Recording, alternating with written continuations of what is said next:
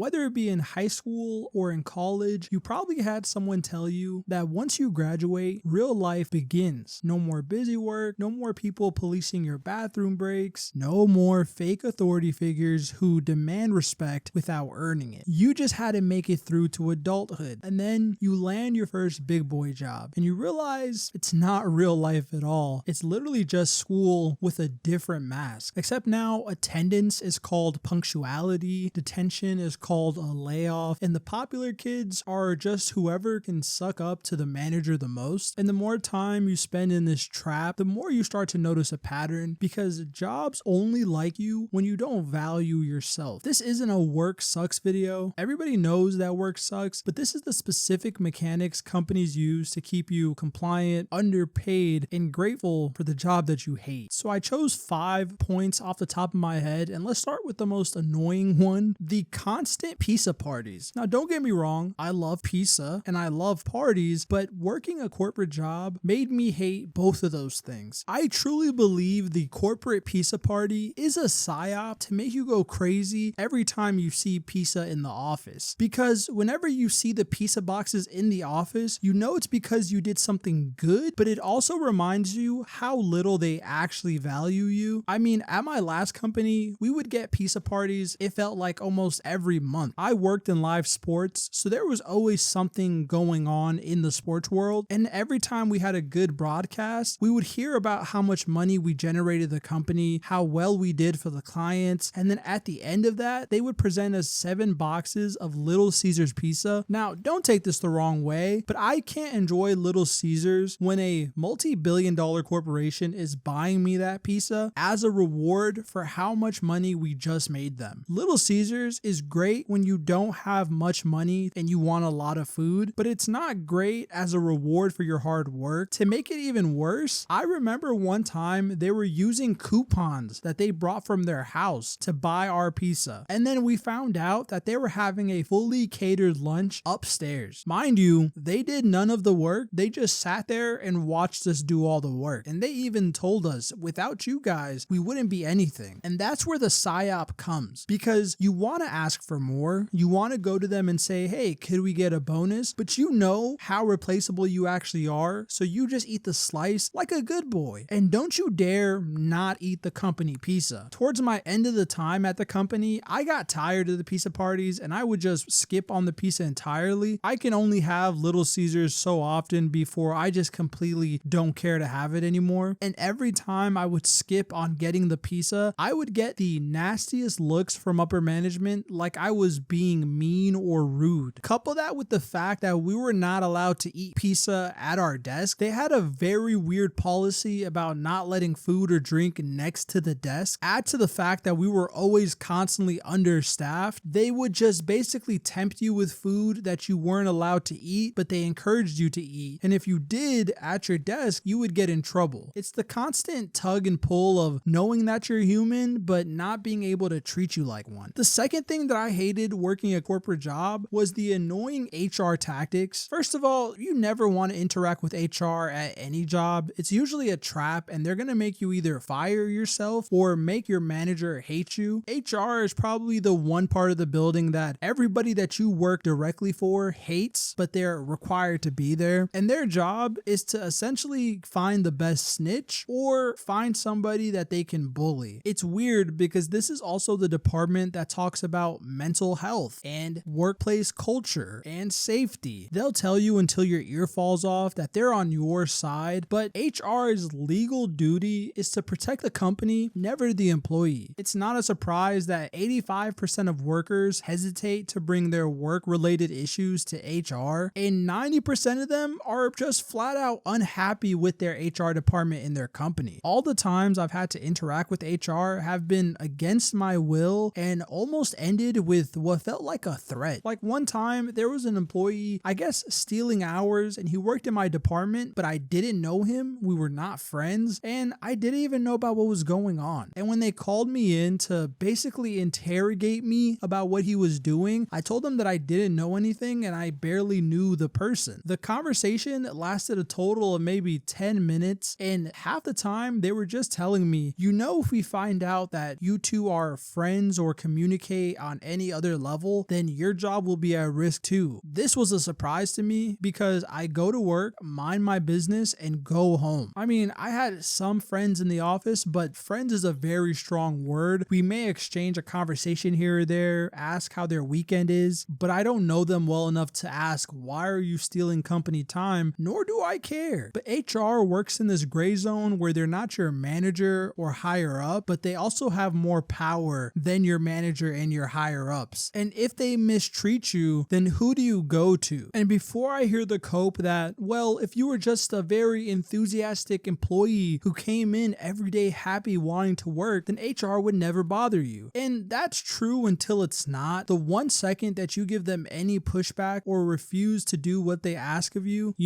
jump through 4 hoops and bend your back till it breaks, then they'll proceed to do the same threats that they do to everybody else in the office. HR is manipulation at its best. Number 3 is punishing you for a work-life balance that they promised you. Once you get into corporate America, you'll hear work-life balance a lot. And I promise you, the more a company says that, the more they don't care about it. It is essentially a myth that believes that your work life and your personal life should be in harmony. You should be able to have a very good personal life and have a work life that doesn't take up all your time. You quickly find out that's not true when your boss is asking you to take work home every night of the week, and on top of that is shaming you for taking the time that you built up. My company had PTO like a lot of other companies, but anytime I would put it in, they would wait to the last second to approve it, and then the whole time leading up to my PTO, they would tell me, oh my god, we're going to be so short-staffed. We don't know what we're going to do without you. It's going to be so hard to fill your spot. Man, I wish you wouldn't take that vacation. And while I blocked all that stuff out, it felt weird that they would guilt trip me on taking the time off that I needed to stay sane. And mind you, my managers and supervisors were coming in late whenever they wanted, taking random days off, and made sure to get every holiday off, while employees like myself had to put in almost at the beginning of the year to get Christmas off. I mean, we would literally have meetings in January of the new year to discuss who would get Thanksgiving off and who would get Christmas off, because you couldn't get both. And God forbid you have a sick day. Doesn't matter if you have pneumonia, you just got the worst diagnosis of your life, or somebody in your family actually had a tragedy, they're still gonna say, well, can you come in just a little bit late? And many people think, you just tell them, no, I can't come in and there should be no problem. But the amount of times that I told them that I couldn't come in, and I would receive a call maybe 3 hours later asking, hey, any chance you could come by? Like, sorry, Carol, my pneumonia didn't clear up in 4 hours. I don't think I can stop by the company. And before somebody says anything, I didn't work for a small company. It was a Fortune 500 company. We handled big clients like the NFL, the NCAA, a lot of sports companies, and I was still getting treated like I didn't matter. And to them, I probably didn't. But as much as people hate grind culture and hustle culture, those things are trash, and the company will tell you that, no, with this company, we believe on having balance. You should be able to enjoy your time off work, but then attack you for taking that same time off of work. It's not my fault that you guys refuse to hire anybody and we've been understaffed for 6 months, and you've decided distributing the work of a 12-person team amongst 5 people is the way we should go. Like, yeah, when somebody takes a break out of an understaffed team, the workload is going to be harder to manage. How about hire somebody and not make me feel bad, which never really made me feel bad, let me just add that, for having to take a vacation. Number 4, corporate America enables bullying just like in high school. This is kind of tying into the HR point and the beginning of the video, because HR, you can't trust them, and when you can't trust them and your actual boss or management is harassing you or bullying you, you have nobody to turn to. And in a job market this bad, you either have to just suffer through it or take the risk of being unemployed for an uncertain amount of time. I can't say that I've been bullied too much, because this is something that you have to stop in its tracks. They kind of bully the people who don't stand up for themselves and kind of will just cower down and let management do whatever it wants. I'm not trying to be sexist or anything here, but I've noticed this a lot with all of my female managers. Whenever I was doing what they wanted, we were best friends. But the second that I would make a mistake or I just didn't agree with what they said, they started acting very very differently towards me, started being more spiteful, started just like not talking to me at all and talking to other coworkers. And it would be a constant cycle of being mad at me, then trying to go normal when they needed something, and kind of just flipped back and forth onto that. But the employees in the company that didn't have a barrier or any boundaries were getting used so much and essentially threatened to get whatever that the manager wanted done. And it's funny because the bullies in the companies that reach manager status or supervisor status are benefited for their tactics. The person who's willing to talk behind a coworker's back the most or agree with upper management and throw everybody under the bus will usually get the promotion faster than somebody who is nice to the coworkers around them and actually stands up for their team instead of throwing them under the bus. This is why management loves to play favorites, because they know that they can find one snitch that will tell on everybody else whenever they need them to. And the bullies in the office will always cross red lines that you never expect. And I think that's why people fall into this trap of letting management bully them, is because they do things that should be very out of bounds, but you're so shocked because it's in a corporate space. I feel like if it was in a trade and someone called you stupid or out of your name, then you would handle it very differently. But in a corporate office where everyone's wearing all these suit and ties and fancy dresses, you kind of think that there should be more class, but then you hear your manager call you stupid or call you out of your name, or you literally hear your manager talking about a coworker behind their back to you. And it's always one of those things like, why are you comfortable talking behind someone's back to me? Like, I'm not your friend. We're coworkers. You're my manager. Our relationship is not like that. But you realize that corporate America is pretty much just like high school, and you have the mean people and the bullies, and you have everybody else. This is one of those things that if you do not catch early, it's gonna plague you for the rest of your time at whatever company you're at. Bullies can always find out who their target is by your mannerisms, if you're willing to speak up or not. And once they realize that you're an easy target to pick on, bet your bottom dollar they're gonna start picking. Number 5, and I feel like all these points kind of hit on it, but it's the whole lie of meritocracy. So by now you're probably thinking, okay, all of this sucks, but at least it's temporary. At least if I put in the time, it's not going to turn into me being in this employee level forever. I'll get a promotion, I'll finally get that raise, and now I'll actually have a status and mean something, a seat at the table, if you will. And that's how the deal is sold to you. You work hard and you get rewarded, but you realize that that hope that you have to finally get rewarded is really a leash to keep you obedient for as long as possible. The amount of people that have gone above and beyond to get that promotion that they've been after, just to realize that it's going to go to somebody who doesn't even work at the company, even though for months and months they were telling you, oh,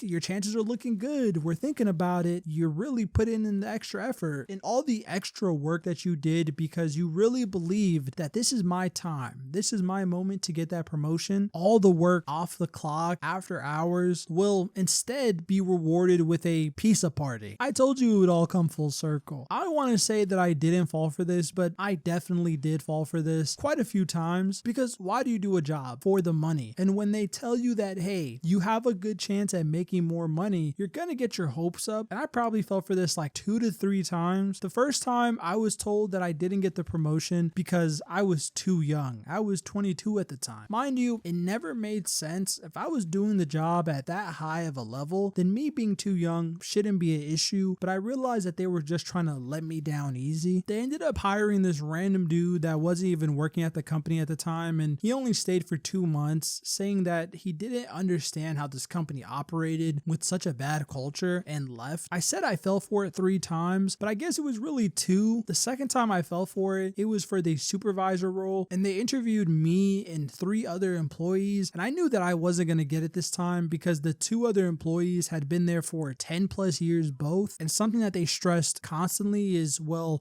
seniority is the number one thing at this company. So that time I kind of accepted that I wasn't going to get it, and it was what it was. But the third time I did get the promotion, and I became supervisor / manager for a little bit, and I realized why a lot of people in the company did not take that position. They don't tell you that with the promotion that you get, that leash that you have as an employee gets even tighter. And while I didn't condone how management acts as a whole, how disconnected they are from the actual employees themselves, I kind of understand understood why managers and supervisors are as hostile as they were. I, like a dummy, accepted the position for a little bit more pay, not enough pay for the amount of work they expected me to do in that position, and definitely not enough money for the amount of belittling that I would go through in that position either. I mean, every mistake that one of the employees under me would make, I would get chewed out for through an email, phone call, or even face to face. Even though they were telling me that my department was one of the best and my team was having no errors, it still felt like every day they found a reason to yell at me. And I tried my best to break the stereotype of a bad supervisor who's just trying to use your words against you. But it felt like I was aging in super speed trying to do all that. The amount of stress that I went through and the amount of weight that I put on through that stress was so unhealthy. The hope that they were dangling in front of my head for all those years of this promotion that I thought I wanted was really the biggest nightmare I could have asked for. But that's really what the system is. It's not a bug. It's working as it's designed. It's not that they're withholding reward. It's that they need you to believe that something bigger is coming. Because the day you stop believing it, the less useful you are to them. I mean, once I realized the position that I wanted was the literal job that I hated, I stopped trying as hard and I was beyond quiet quitting. You know, before I actually quit. The pizza parties, the HR meetings that go nowhere, the PTO requests that get reviewed and bullied into you not taking them, none of it is a bug. None of it is an accident, and it's not mismanagement. It's the system working as intended. But maybe I'm just thinking too deep into all of this. I mean, I didn't have a great time in corporate America. Even though I'm applying to get back into it, it's not something I'm super excited about. Fingers crossed I get a company that I don't hate and actually has a workplace culture that they try to maintain, but it feels like that's far and few in between. But let me know your thoughts down below in the comments. I do read the comments. What have your experiences been in the corporate world? Have you been with a company that values you, or do they just kick you in the mud every time they get a chance? If you haven't already, like and subscribe to join the channel. Every subscription feeds my dog an extra dog treat. And with that being said, thank you for tuning in. Until next time.